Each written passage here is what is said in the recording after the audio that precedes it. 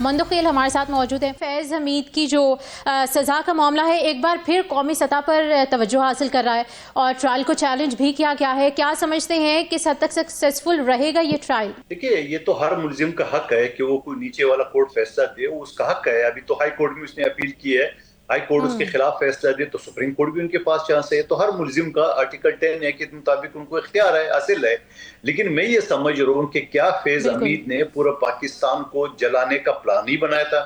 کیا انہوں نے فوج کے اندر بغاوت کرنے کا پلان نہیں بنایا تھا؟ کیا انہوں نے اپنے آپ کو تاحیات آرمی چیف اور عمران خان صاحب کو تاحیات صدر پاکستان بنانے کا پلان نہیں بنایا تھا؟ کیا انہوں نے فیلڈ مارشل عاصم منیر کی اپوائنٹمنٹ سے پہلے ایز آرمی چیف 2 دن پہلے وہاں جی ایچ کیو پہ دھرنا نہیں دیا تھا؟ تو یہ سارے اشارے، وہ جو شہدا کے جو یادگاروں کو جلا ہے وہ تو الگ ہے. تو میں یہ سمجھ رہا ہوں یہ ساری چیزیں ہو گئی ہے اور پھر حکومت کے پاس، پروسیکیوشن کے پاس ثبوت ہوں گے.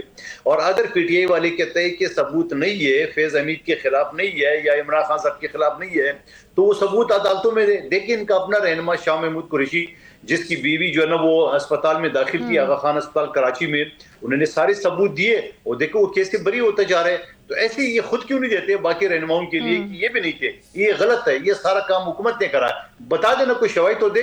یہ فورینسک کرا لے، خود اپنی ویڈیو جو اس نے میڈیا پہ چلا ہے اس اپنی ویڈیو کو چیلنج کر دے کہ جھوٹ ہے، ہمارے پیج پہ کسی اور نے چڑھا دیے، ہمارے وہ کر دیے، آئی ڈی جنریٹ کر دیے وغیرہ وغیرہ، جو بھی الزام لگانا چاہیے. لیکن جب آپ سب چیز خاموش ہے، آپ کے 100 الزامات ایک طرف، بخان کو ریا کرو پھر دیکھو جلسہ کتنا بڑا کریں گے. یہ آپ کی آرگومنٹس ہیں.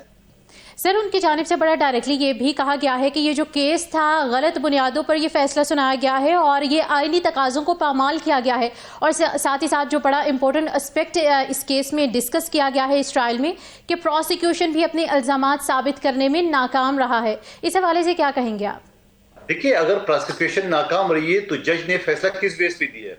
اور اگر جج نے فیصلہ پروسیکیوشن کی ناکامی کے باوجود دیا ہے تو ان کو تو خوش ہونا چاہیے.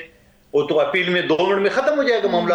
تو اس میں یہ فریاد کا رونے دھونا کس بات کا؟ تو بڑا آسان سے ہے. اگر کیس کمزور پوائنٹ ہے، میں ایز اے وکیل آپ کو بتاؤں، ہمارے خلاف جو فیصلہ آتا ہے اور ہم سمجھ رہے تھے کہ جج نے جو فیصلہ غلط کیا ہے یا پروسیکیوشن کے ساتھ مل گیا یا جو بھی الزام لگانا چاہے، تو ہمارے لیے تو بڑا اچھا پوائنٹ ہے. ہم ہائی کورٹ سپریم کورٹ میں ثابت کرتے کہ جناب یہ پوائنٹ پہ پروسیکیوشن نے کوئی ثبوت نہیں دیا. تو یہ ثبوت دے دینا شاہ محمود قریشی کی طرح.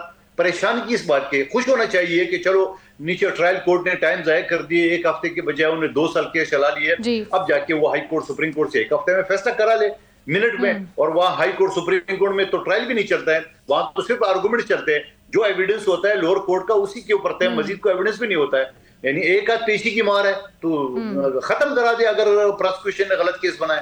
ٹھیک ہے. امجد علی صاحب کی جانب آنا چاہوں گی. امجد صاحب، یہ جو فیصلہ ہے فیض حمید کے ٹرائل کے حوالے سے اور اس فیصلے کے حوالے سے اپیل دائر کر دی گئی ہے، کہا گیا ہے کہ شفاف ٹرائل کے حق کو نظر انداز کیا گیا ہے. کیا سمجھتے ہیں واقعی طور پہ نظر انداز کیا گیا ہے یا جو ٹرائل دائر کرنے سے پہلے اپیل کی جاتی ہے وہی زبانی کلامی الفاظ استعمال کیے گئے ہیں؟ سمیرا، جہاں تک یہ کیس کا تعلق ہے، یہ ادارہ کا اپنا انٹرنل معاملہ ہے. ہم پہلے بھی کہہ چکے ہیں کہ ہمارے ریلیٹڈ کوئی چیز آئے گی تو ہم اس کے اوپر تبصرہ کر سکتے ہیں. فیض حمید صاحب جو ہے، ان کے اگر کچھ اسپوکس مین ہے تو وہ اس کے اوپر بہتر تبصرہ کر سکتے ہیں. ہم اس پوزیشن پہ ابھی نہیں ہے کہ ہم ان کو جو ہے اس کے اوپر اپنی ڈیبیٹ کریں یا اس کے اوپر جو ہے وہ اپنی چیزیں بیان کریں. اور دوسری، میرے بھائی نے جو باتیں کی ہے، ہم تو پچھلے 2 سال سے کہہ رہے ہیں کہ آپ بے شک اس کے اوپر کمیشن بنا دیں اور اس میں واضح ہو جائے گا کہ کون گناہ گار ہے، کون بے گناہ ہے. اگر کوئی گناہ گار ہے تو اس کو سزا ملنی چاہیے، اور جو بے گناہ ہے، جو لوگ جیلوں میں پڑے ہیں، ان کو جو ہے وہ ریلیف ملنا چاہیے. ہم اس کے اوپر بارہا اسی لیے کہتے ہیں کہ ایسا آزاد کمیشن جو طاقتور ہو، جو سب چیزوں کو پروب کرے، جو دودھ کا دودھ اور پانی کا پانی کر سکے، اس میں جو بے گناہ لوگ ہیں ان کو ریلیف سر مل سکے. اس کیس میں جو بڑا امپورٹنٹ اسپیکٹ ہے وہ یہ ہے کہ فیض حمید کا نام ڈائریکٹلی 9 مئی کے حوالے سے بھی جوڑا جاتا رہا، اس کی پلاننگ میں، ایگزیکیوشن میں، اور ہم نے دیکھا کہ 4تھ شیڈیول اسی طرح سے لاگو ہوتا ہے. کیا سمجھتے ہیں کہ 9 مئی کے حوالے سے کچھ کینڈیڈیٹس کو سزائیں بھی ہوئیں، کچھ کے حق میں بھی فیصلے آئے ہم نے دیکھا، کیا سمجھتے ہیں اس بار حق میں فیصلہ متوقع کر سکتے ہیں ہم؟ میں نے پہلے کہا کہ ہمارے ریلیٹڈ چیزیں کوئی آئیں گی، اس کے اوپر میں بحث کر سکتا ہوں. اس سے پہلے جو ہے ہماری جو بحث ہے نا وہ ان کے کوئی اسپوکس مین ہی یا ان کی لیگل ٹیم ہی اس کے اوپر بتا سکتی ہے، کیونکہ ابھی یعنی یہ آپ یہ کہہ رہے ہیں کہ پاکستان تحریک انصاف کا فیض حمید کے ٹرائل کے ساتھ کوئی لینا دینا نہیں ہے؟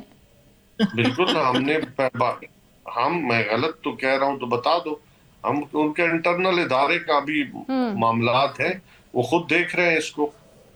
ٹھیک ہے، اداروں کو خود دیکھنے کی ضرورت ہے، یہ ہمیں کامنٹس آئے ہیں امجد نیازی صاحب کی جانب سے۔ مس کاردار صاحبہ بتائیے گا کہ جو کامنٹس ہمیں نیازی صاحب کی جانب سے موصول ہوئے ہیں کہ یہ اداروں کا انٹرنل میٹر ہے، Pakistan Tehreek Insaf directly indirectly in any way اس کے ساتھ کنیکٹڈ نہیں ہے، کیا سمجھتی ہیں آپ؟ مجھے ہنسی آ رہی ہے کہ جو بانی صاحب جب پی ایم کی کرسی پہ بیٹھے ہوئے تھے تو نیازی صاحب کو شاید علم نہیں ہے کہ جو پی ایم ہاؤس ہے وہ کون چلا رہا تھا۔ پی ایم ہاؤس ایک شخص چلا رہا تھا جس کا نام ہے فیض حمید، اور کوئی چیز ایک پتا بھی نہیں ہل سکتا تھا اس پی ایم ہاؤس میں فیض حمید کے حکم کے بغیر۔ اور یہ ساری جو ان کو کورٹ مارشل ہوا ہے تو یہ کوئی خالہ جی کا گھر نہیں تھا، یہ ادارے نے اپنا جو خود احتسابی کا جو عمل شروع کیا وہ 9 مئی سے شروع ہوا ہے۔ آپ کو یاد ہے کہ سب سے پہلے بہت ہائی رینکنگ آفیسرز اور کافی سارے لوگ جو تھے ادارے نے ان کو جو ہے وہ کٹہرے میں کھڑا کر کے ان کا فیصلہ اسی وقت سنا دیا تھا۔ فیض حمید کا تو کافی لمبا لٹکا ہے کیس، اور کئی مہینے جو ہے پوری ایویڈنس، ظاہر ہے اگر جب ان کو سزا ہوئی ہے تو پوری ایویڈنس کے ساتھ، پورے شواہد کے ساتھ کہ نمبر 1 انہوں نے اپنے اختیارات سے سویرا میں ایک بات کہنا چاہوں گا، ابھی سب کو پتا ہے کہ اختیارات سے انہوں نے کیسے تجاوز کیا تھا اور کس طرح سے ان کی سیاسی مداخلت جو ہے وہ بھی پروو ہو گئی ہے، کس طرح سے انہوں نے بیٹھ کے بانی صاحب کے ساتھ پورا یہ ایک پلان بنایا تھا 9 مئی کا، اور کس طرح سے اس کو جو تھا اس کو امپلیمنٹ کروایا اور ایکسیکیوٹ کروایا۔ تو یہ ان تمام جرائم کس طرح سے ایگزیکیوشن ہوئی، نیازی صاحب بھی کوئی اپنا پوائنٹ دینا چاہ رہے ہیں، ان سے بھی ان کی رائے جان لیتے ہیں اس بات پہ۔ عظمت کارڈار کی جانب سے جو کہا گیا، بات کہنا چاہوں گا سویرا بھائی، انہوں نے اتنی لمبی چوڑی بحث کی ہے قادر مند خیال صاحب نے اور عظمت کارڈار نے، انہوں نے چارج شیٹ پڑھی ہے، ان کو جو اپنے کیڑا کرایا ہے نا وہ نظر نہیں آتا۔ عظمت صاحب نیازی صاحب کو بھی موقع دیتے ہیں، ان سے بھی ان کے فائنل ورڈز پوچھتے ہیں اس بارے میں۔ یہ عقل کل سمجھتے ہیں، پرابلم ہی ان کا یہ ہے کہ یہ عقل کل سمجھتے ہیں، اپنے آپ کو فرعون یہ لوگ سمجھتے ہیں، دوسرے کا نہ یہ مینڈیٹ مانتے ہیں، دوسرے کا نہ یہ سمجھتے ہیں کہ وہ کوئی صادق ہیں یا امین ہے۔ پرابلم ہی ان ساروں کا یہ ہے، تو ان کو میں اب کیا کہہ سکتی ہوں، ان کو آپ ان کے حال پہ چھوڑ دیں۔